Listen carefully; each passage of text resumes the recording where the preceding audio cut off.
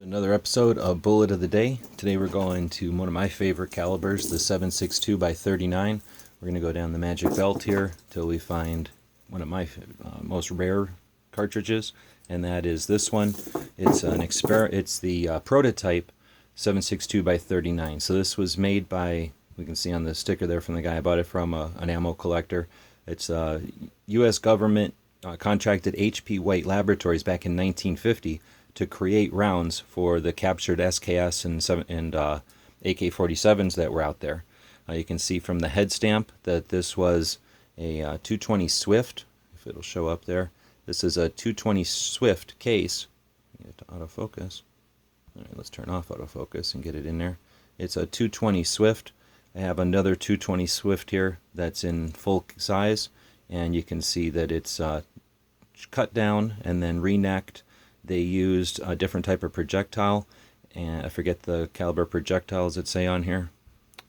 And I think it might have just been a 30-30 projectile, but you can tell when you look at it compared to other 7.62x39s in the belt here that the shape of that projectile is a little different. It's not just completely rounded like a normal 7.62x39. It's got a little bit of a shoulder or whatever that's called.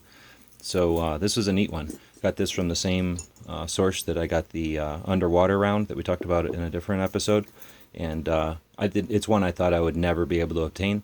Obviously, there are only a few made. Most of them were shot during familiarization or I guess testing or whatever. So to have one of those original prototype rounds is kind of cool. So you can see that it cost me $45. So they're not cheap. If you can still get them, it would be from a collector source like that. So we're talking the highly modified 220 Swift case with the 30 cal projectile, so that the U.S. government could test the SKS and 7.62x39, well, AKs that they had been able to capture, and they didn't have any ammunition at the time. So that's our bullet of the day, and let us know in the comments what you think. We're always curious if people have more information than I do to add to the discussion. Looking forward to those comments, and as always, thanks for watching.